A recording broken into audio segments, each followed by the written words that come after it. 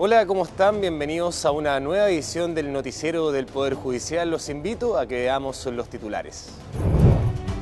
Causas de derechos humanos avanzan en tribunales chilenos. Avances en temas de género destacó la abogada y docente Lidia Casas en la entrevista judicial de esta semana. Triple homicidio en Viernes Santo marca un nuevo enigma en fallos históricos. Las violaciones a los derechos humanos son materia sensible para el país y el Poder Judicial. En este noticiero les contamos sobre el número de causas que han tenido sentencia, así como los temas que quedan por mejorar para resguardar los derechos fundamentales. La detención de Augusto Pinochet en Londres en octubre de 1998 marcó un antes y un después para la justicia chilena en lo referido a los derechos humanos. A pesar de que en la mayoría de los casos las sentencias demoran años, especialistas en derechos humanos destacan que los jefes de la DIN y la CNI estén cumpliendo cadena perpetua. Bastó que Pinochet fuera detenido allá y vino una andanada de querellas, ¿no? Llegaron a ser cerca de 350 querellas en contra de Pinochet y otros, pero Pinochet era la guinda de la torta. O sea, fue un acontecimiento fundamental. Experto en la materia y con más de 30 años de experiencia, el periodista Jorge Escalante recuerda este hito como el inicio de la serie de querellas contra militares que se presentarían más adelante. La primera sentencia por un caso de derechos humanos fue en noviembre de 2002 contra Pedro Espinosa Barrientos. De ahí en adelante, las sentencias en primera instancia han sido 247 con 217 condenas y 30 absoluciones. Las Cortes de Apelaciones del país han sentenciado 220 casos con 189 condenas, 23 absoluciones y 8 anulaciones, mientras que la Corte Suprema ha sentenciado 155 casos con 137 condenas, 14 absoluciones y 4 anulaciones. Chile tiene a los dos jefes de inteligencia principales, digamos, de la DINA y la CNI, cumpliendo presidio perpetuo. Manuel Contreras de la DINA y Hugo Salas Wenzel de la CNI, cosa que no ocurre en otras partes. El abogado de derechos humanos Cristian Cruz admite los avances en la materia, aunque considera que aún faltan mayores condenas con presidio efectivo. Las sentencias, las penalidades, si uno mira la globalidad de los últimos 10 años, son sentencias relativamente bajas, donde no todos los condenados han llegado a cumplir prisión y por lo tanto muchas de esas penas más bien parecen reprimendas que verdaderas sentencias. El experiodista del diario La Nación, Jorge Escalante, aporta un dato importante a la hora de juzgar el papel de la justicia en materia de derechos humanos. Si bien es cierto que hay que reconocer que algunas causas llevan muchos años, 10, 12, 13, 14, 15 años, 8 años, también se ha debido a que estos violadores de derechos humanos han sido reacios a colaborar. Ambos expertos coinciden en que falta también la persecución de personas civiles que tuvieron vinculación a delitos de lesa humanidad. Si bien es cierto, los que mandaron fueron las Fuerzas Armadas, los militares, pero hay una enorme cantidad de civiles que fueron cómplices, ¿no?, o encubridores de esos crímenes cometidos y que no están siendo procesados, no están siendo tampoco menos condenados, digamos. Por cuanto fueron muchos los civiles los que promovieron en los campos, sabemos de pequeños empresarios, latifundistas, a la época, que fueron los que guiaron la acción de los policías y los militares, es decir, las Fuerzas Armadas y Carabineros fue la mano sucia de estos empresarios.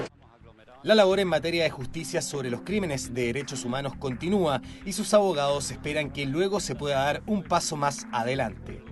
Una herida abierta, una herida que se sana con verdad y justicia, y ya bien lo dijo el señor presidente de la Corte Suprema, sin lugar a dudas que el próximo paso va a ser los torturados que se cuentan por miles.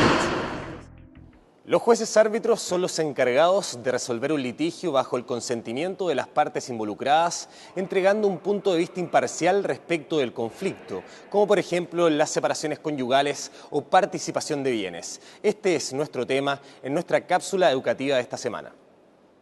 Los jueces árbitros son los nombrados por las partes o la autoridad judicial competente en subsidio para la resolución de un conflicto. Este puede ser nombrado como árbitro de derecho que fallará con arreglo a la ley o árbitro arbitrador, quien se guía de acuerdo a lo que su prudencia o sentido de equidad le indiquen. Para ser árbitro solo se necesita ser mayor de edad, tener la libre disposición de sus bienes, saber leer y escribir. El nombramiento de árbitro de derecho debe recaer en un abogado, y en ambos casos debe hacerse con el consentimiento de cada una de las partes interesadas en el litigio sometido a su decisión. Existen algunas materias que solo pueden resolver jueces árbitros: la liquidación de una sociedad conyugal o colectiva, la participación de bienes, las diferencias entre las partes de una sociedad anónima. Luego de aceptar, los árbitros están obligados a desempeñar su función. Sin embargo, pueden cesar en los siguientes casos: si las partes concurren de común acuerdo a la justicia ordinaria o a otros árbitros solicitando la resolución del negocio; si existe maltrato o injuria por alguna de las partes; en caso de enfermedad que inhabilite su función; o si por alguna causa se ausenta del lugar donde se sigue el juicio. En el caso de la muerte de una o más de las partes, el juicio seguirá su marcha con la citación e intervención de los herederos de la persona fallecida. La docente e investigadora de la Facultad de Derecho de la Universidad Diego Portales, Lidia Casa, conversó con el canal judicial donde destacó los avances en tema de género, pero a la vez entregó recomendaciones para aumentar las cifras de representación y participación en los poderes del Estado. Nosotros solemos mirar la justicia de género particularmente en el ámbito de la violencia en contra de las mujeres, pero no es el único. Claramente uno puede ver cómo las relaciones de género están absolutamente cruzadas en la justicia de familia. La mayoría de las usuarias, las demandantes, son mujeres.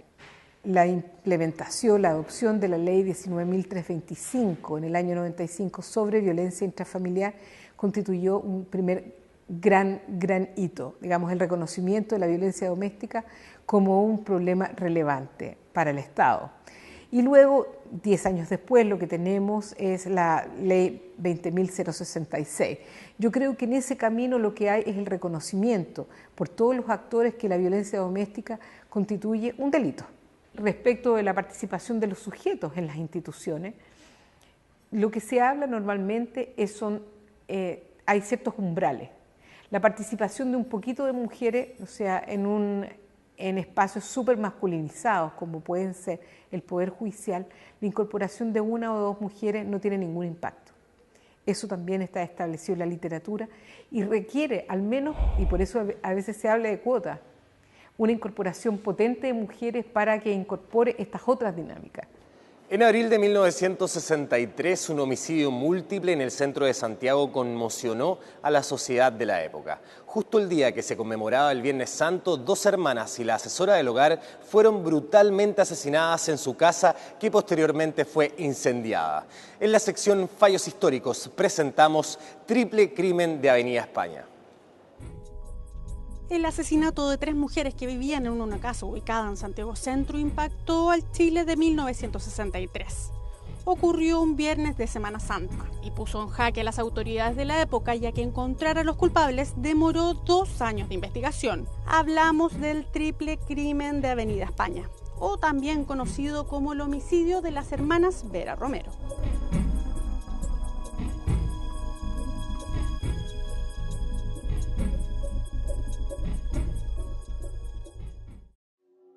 La casa, ubicada en Avenida España número 267, comenzó a incendiarse la madrugada del 12 de abril de 1963, día que coincidía con la celebración religiosa de Semana Santa.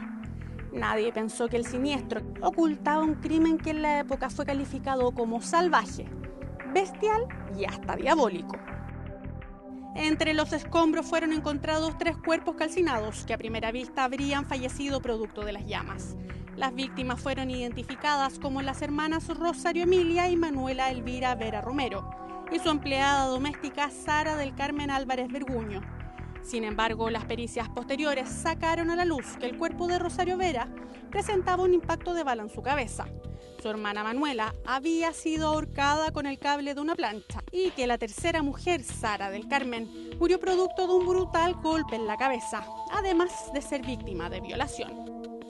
No solo las reales causas de muerte fueron establecidas, sino también se concluyó que el incendio había sido provocado para borrar las evidencias, no solo de un homicidio, sino también del robo de valiosas pinturas, una fuerte suma de dinero, varias joyas y otros objetos. Se trata de un caso complejo porque las víctimas fueron asesinadas en su propia casa y tras la ocurrencia de este hecho, los criminales incendiaron el lugar con la finalidad de destruir cualquier evidencia que hubiese quedado, del hecho.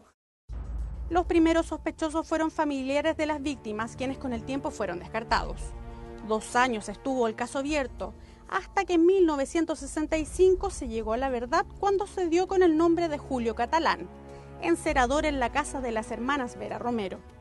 Tras su aprehensión, Catalán confesó haber dateado a otros delincuentes del valioso botín que se encontraba al interior de la vivienda ubicada en Avenida España. Junto a él cayeron Francisco Cuadra Pérez y Luis Osorio Troncoso, sindicados como las cabecillas del crimen, y el primero como autor de la violación a la empleada.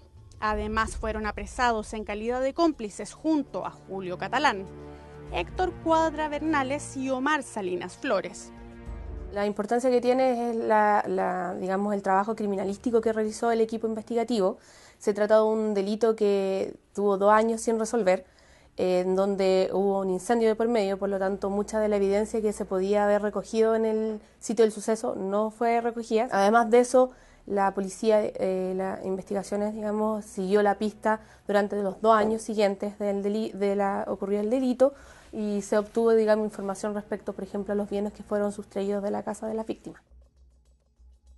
El 6 de octubre de 1967, los autores del crimen de las hermanas Vera y su empleada fueron fusilados en la entonces penitenciaría. Sus cómplices pasaron 20 años en la cárcel, excepto Julio Catalán, que murió antes de conocerse la sentencia, en una riña al interior del recinto carcelario. Y a continuación les presentamos más informaciones provenientes del Poder Judicial en nuestro bloque de contingencia.